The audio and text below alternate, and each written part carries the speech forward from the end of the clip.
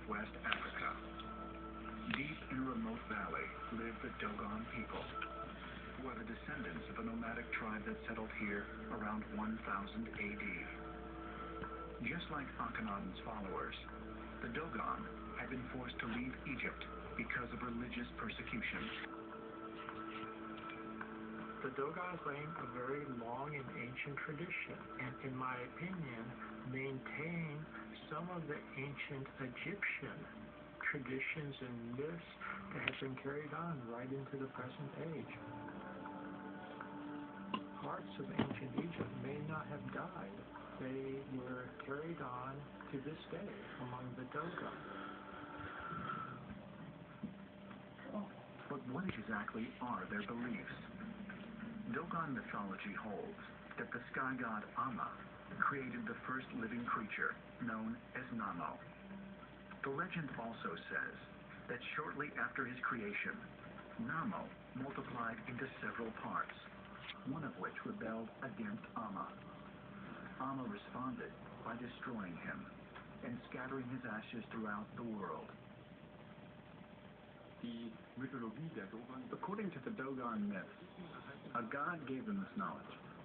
He descended from the sky in an ark surfing on fire and landed in the storm.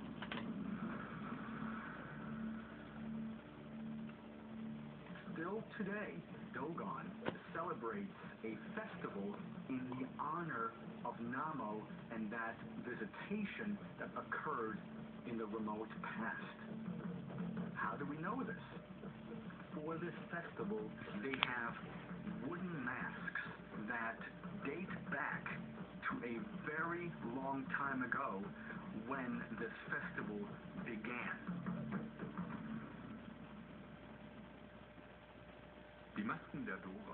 Dogon masks tell the mystic stories of their ancestors. This is a sculpture of the creator. They call him Amma. He's embracing the universe.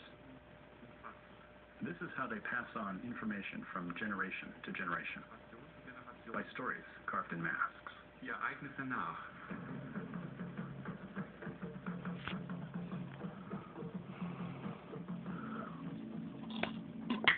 But could Namo have been a real person? Some see eerie similarities between the Dogon's legend and the story of the mysterious pharaoh Akhenaten. Akhenaten believed he was directly descended from the sun god Aten. Namo was said to have been created by the sky deity Amma. Is it a coincidence that both cultures, although thousands of miles apart, shared mythical tales of beings coming from the skies? And both Namo and Akhenaten were depicted with elongated heads. Is it possible that these legends were based on real events? The Dogon dwell in the central plateau region of Banagara. Their knowledge is centuries old, and their priests have been sharing it with chosen individuals only. In the 1920s, French anthropologist Griel and ethnologist Dieterlen visited the tribe and were invited to share their secrets. But one secret stood out. The Dogon claimed that their god Amma came from a specific star in the Sirius constellation, the same place where the ancient Egyptians believed that their god Osiris was born. This star, which modern astronomers refer to as Sirius B, the Dogon called Potolo. But what baffles experts is that the star is so far from Earth, it's impossible to see with the naked eye. I was very intrigued by this, by the way. I mean, the Dogons should not have known about the existence of this star. Seriously, the second nearest star from our solar system is 8 light years away. In fact, it's not even visible with standard telescopes. It was first seen, literally seen, and photographed in the 1970s. Modern science has corroborated that Sirius B does indeed exist. Problem is, the Dogon knew about this before modern science corroborated it. I mean, that's spooky. Measurements taken with the Hubble telescope in 2003 have confirmed that Sirius B is what's known as a white dwarf, or a partially burnt-out star with extremely dense mass. Although it is smaller in size than Earth, it's estimated to weigh 8 times as much as our Sun. But how did the Dogon acquire this ancient knowledge of astronomy that seems to be centuries more advanced than that of modern science? The mystery is, how did this story get passed on down generations? If the story came from a time before astronomers knew there was a companion star to Sirius, which can't be seen with the human eye. This is the Dogon symbol for Sirius. When you move it around, you can see an orbit around the center, marked by Sirius A. Sirius B circles around it, so it is a circular system.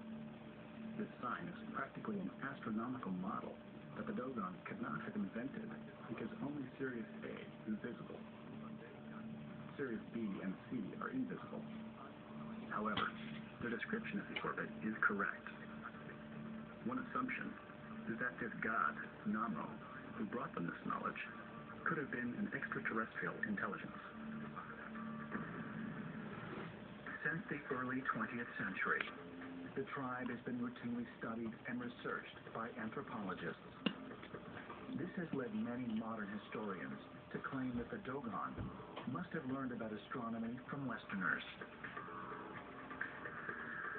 The Dogon's mythology is so fluid that when science confirmed something that they might have believed in antiquity, it might have just been sheer coincidence, or it could have been a conflation. That is, they heard, because it's an oral culture and because the mythology is so fluid, they heard something that someone said about this star in relation to another star, and they just grafted that into their mythology.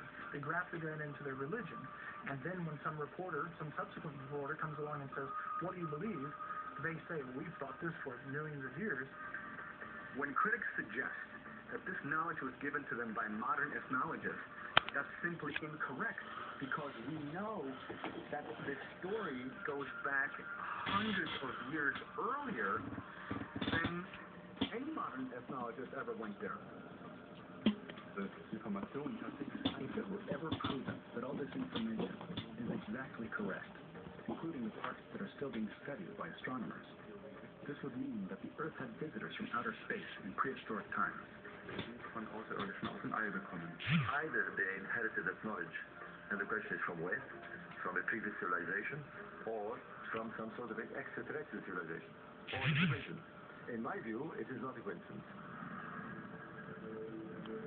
If the Dogon people really possessed this advanced astronomical knowledge, were their legends based on real events? The ancient Egyptians and Dogon were far from alone in their belief in gods or mystical beings that came from the sky. Is there an explanation for similar myths shared by ancient cultures all around the world? And what does that reveal as to who these visitors may be? Perhaps the answer can be found, not in northern Africa, but here, in the rocks and canyons of the American Southwest. We're not at the top of the food chain.